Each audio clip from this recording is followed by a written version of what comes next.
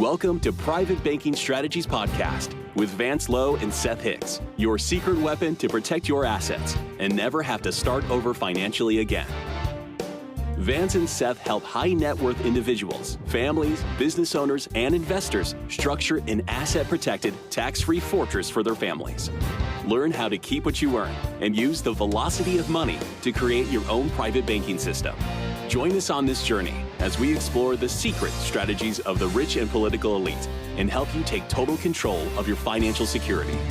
Now, on to the show. Welcome to Private Banking Strategies Podcast with Vance, Lowe, and Seth Hicks. Vance, how are you? I'm doing really good. I'm looking forward to discussing some of these issues and drilling down so that people can understand and maybe make some adjustments on how they feel about money. Yeah, fantastic. The title of our podcast today, folks, is The Money Problem and How to Solve It.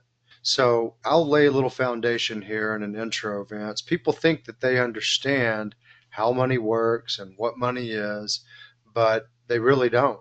And people go, well, what do you mean I don't? Why don't I understand money? As we look at how you're doing things, how you're making money and spending money, and you're treating money as if you don't respect it. You're treating money as if you don't like it, you don't value it. You've worked hard to earn this money, but you have no system in place to get it back. You're giving all of your hard-earned working capital away to third parties. And can you not see that? And they, kind of scratch their heads and they go, no, I don't see that, because they've never been taught that there's another way. They think that, well, I earn money and I spend it, and I have to earn some more money and I spend it, and I earn more money and I spend it, and that is the money cycle. But you don't have to spend money once and lose control of it forever. You can actually earn money once, capitalize your bank with it, and continually cycle the same dollar through your system and get the money back. And people are puzzled when we tell them that, but it's a common experience, a common emotion when you start to learn these principles. So we're going to talk a little bit about an open horseshoe economy and what's the problem most people have with money. Because there's no training on money or personal independence anymore in school, what I throw at and what you're looking at here and what you need to understand is that the money secrets are out there. They're all around you, but our system won't let you in on how it works. And the best example I can give you is that in school, we were supposed to be taught how to be not only independent, but to go out into the world and start your own town. Run your own private economy. Because if you do that, no one else can control you in that. Maybe they can tax the money coming in, but once the money's been taxed, if you move it around privately under your own system, it won't be taxed again. So people start scratching their head. Well, what do you mean a town? What do you mean this, that, or the other? And so the problem is that, just like you mentioned it out, and we do refer to what's called an open horseshoe. So picture an open horseshoe and picture your bank that you deposit your money in right next to it. You go to work, you earn an income, you have to make everyone a profit in your company in order to be of value for your salary or your wages. And then you earn so much, and before you get it, then Uncle Sam takes their pie out, their share out of it, and you're left with your take-home income. And a lot of people know that they want to try to get ahead of the money game. So before they take control of their money, they've been talked into investing or depositing part of their paycheck into what's called qualified accounts. And those are numerous. They're 401ks, they're teacher retirement accounts, they're Roths. There's all kinds of things that they could have payroll deductions so that they don't get their hands on it. And that's good in a sense, because now they have to live in a world with what's left. They spend all of it, all of that money, what's left. And so they have money out here that was deducted. They have taxes that was deducted from their hard earnings. And now the money left is, how fast can I spend it?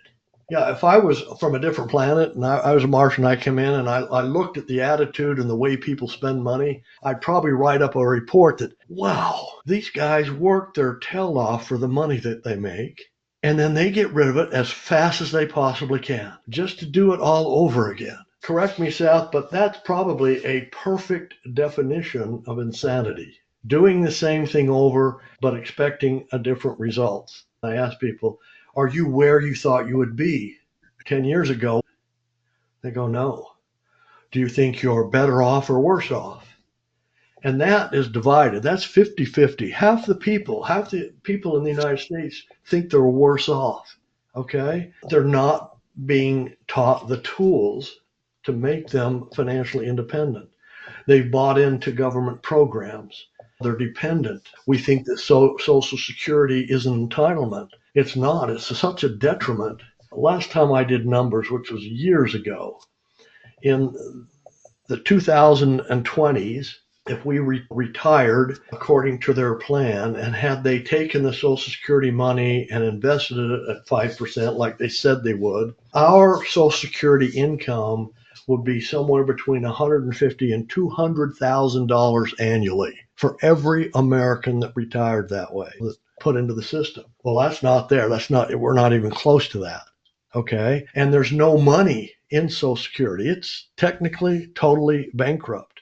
And this is a pure definition right now of what's called a Ponzi scheme. We got to go sell more. We got to collect more taxes because of the people we promised. If you paid your taxes, you would have X.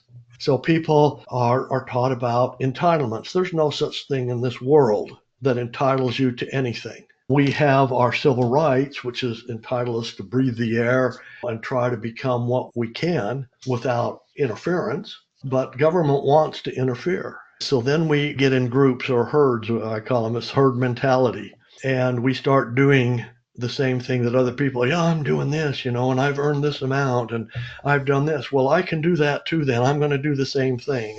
401ks were invented and everybody started putting money in a 401k. It goes against all rational thinking. Why would you give your hard-earned money away to someone else so that they can use it and make all the profit they possibly can and only pay you on your money what they can get away with, and then say, okay, you have to take all the risk.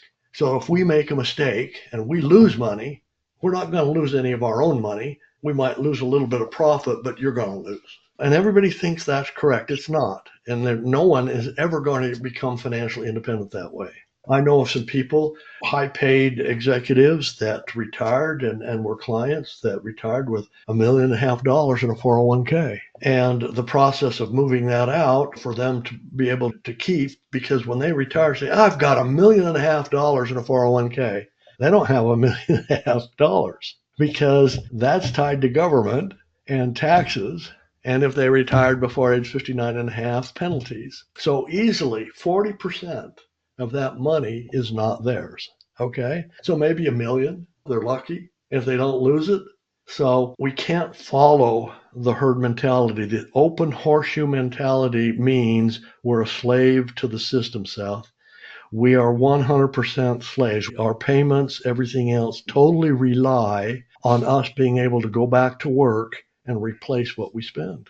Yeah, and you have to understand that we finance everything that we purchase. And that's a huge concept, a huge principle that a lot of people wrestle with in their mind. Let me interrupt you there. My mom says the best way to get through life is to pay cash for everything, Seth. Right. Yeah, that's an old school mentality. And I'd say it's better than some methods, borrowing your way into a deep, deep hole. But the fact is, like you said, that your earning power comes from the money within your control, whether it's in your private bank or salary. And as that cycles, you're going to finance everything you purchase. The best example is a car. People go, well, I don't know anything on my car. Yeah, but your car's wearing out and you're going to have to buy another car. Where's the money going to come from that you have to buy your next car with? And they kind of scratch their head and go, yeah, you should be accumulating money in your own private bank that comes under your control to meet that next car purchase or next home purchase or investment. And it's not the people's fault. You've developed ideas and opinions about money that probably are incorrect, but it's because you haven't been taught the truth about money. When we go to use money for something, we invest that money or we get rid of that money. Which would you rather do? We don't invest the money. We just get rid of it and have to repeat. And this is why we finance. Whenever we pay cash for something, we're setting up a lifelong financing of that money because we have to now tally up. If we took that money and put it in production, we're going to lose that interest income for the rest of our life on that money when we let it go. So people have never thought about that. Whoa, I don't like that. But that's what we're doing. We're taking our money and we're blowing it, thinking that because everybody else is doing the same thing, that that's the right thing to do. And it's not. We need to understand that the money we bring home is principle, and you've got to follow that principle rule, which is you don't spend it, you use it. And we teach people how to use it. We teach people how to get out of this open horseshoe economy and close it. Did that story feel like it was about you? Do you feel like you are generating a lot of revenue but are not moving forward as fast as you would like? Do you feel you should be making more progress toward your financial goals? Do you feel stuck? Let us help you get unstuck. Are you ready to take action and get your own private bank? Please visit us at www.privatebankingstrategies.com. You don't have to have an open horseshoe economy where money's coming out of your control and you have to earn money over and over again if you use and capitalize a private bank. It's really easy to start a private bank, and once you've got your private bank capitalized, you simply start changing who gets the payments that you're making, whether it's credit card payments, whether it's car loan payments, home mortgage payments, or even expenses, like you've said before. And that's another real epiphany when you start to talk about, can you get your expenses back on groceries, on gasoline? I mean, there's no return. It's not like an investment in a rental property where you're getting a return on that capital invested. You're eating the food and it's gone. So when you begin to explain to people that you can actually recapture expenses in your private bank and create systems for that, it's a real earthquake to many people's mentality. It is, and that's what I love to do. That what helped wake me up in the morning, to be able to share this knowledge, these truths with people and get them to understand it's not brain science. It's not a chasm that they have to leap over and hope that it's true. It resonates right from the beginning. Yes, if I do that, that'll work. That's why we're calling it an open horseshoe, is because the banks forced their way into the United States and took over. And they've now taken control of many aspects that I'm not going to go into right now, but one of them was education. And they wiped out all learning about how money flows and how money works. And so we're left on our own. And they've pushed interest rates. And so we think that interest rate is the most important thing of a deal, of a mortgage, credit cards, anything that we finance through the banks. It's all about interest. And the banks just laugh.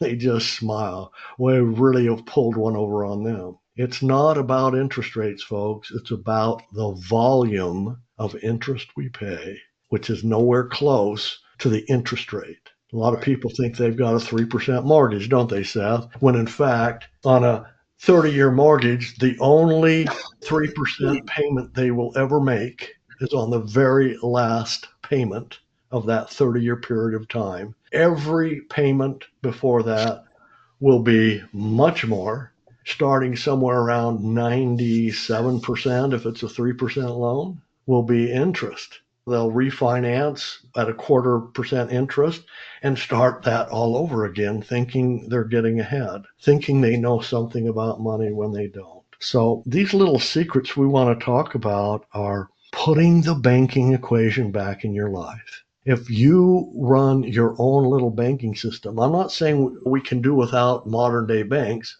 We can't, okay, because there's bill pay and there's all kind of advantages there. But we don't store our money there, and we don't use the banks for loans anymore.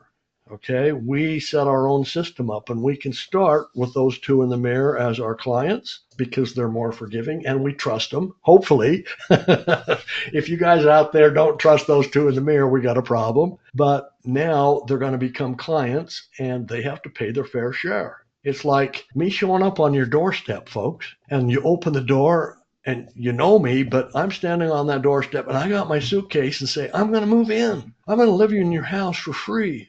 I'm going to eat your food. I'm going to drive your cars, bring them back empty, use your utilities, wear things out, all for free. How long are you going to let me do that? I'll bet I can't even turn around before the door hits me in behind.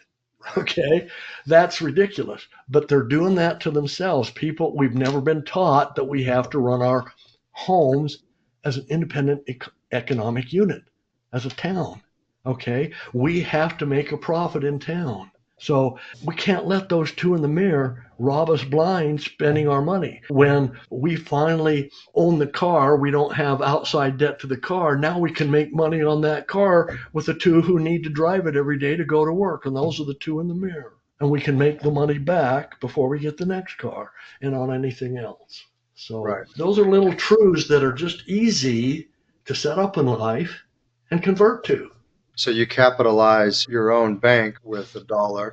You use that same dollar out of your private bank to purchase a car, purchase a home, start a business, make an investment, and the investment provides a return in an investment context. Or if you've got a car payment, you're going to have a car payment. Even if you paid cash, you're going to have to store cash to pay for the next car. So you cycle those car payments, those home loan payments, those credit card payments, those expense payments back into your own private bank, and you recapitalize your bank every single month. And so that car payment you would have made to a car dealership, now you're making it to your private bank. The home loan payment that you would have made to your Wells Fargo or Bank of America, now you're making it to your own private bank. That's how you use the same dollar more than once. That is the velocity of money and how you get a tailwind. We want what we call tailwind. Folks, we have half of the truth when our parents and our mentors and the people who we really trust say the best way to get through life is to pay cash. But what they fail to say is once you bought the unit, it becomes an income producer for you. You've got to pay yourself back that money you used to buy that car with interest so it stays pace with inflation and you can reuse the money over and over again. Everything you buy, you've got to get the money back. And we've got some simple ways to do that, that aren't hard and it doesn't change your lifestyle.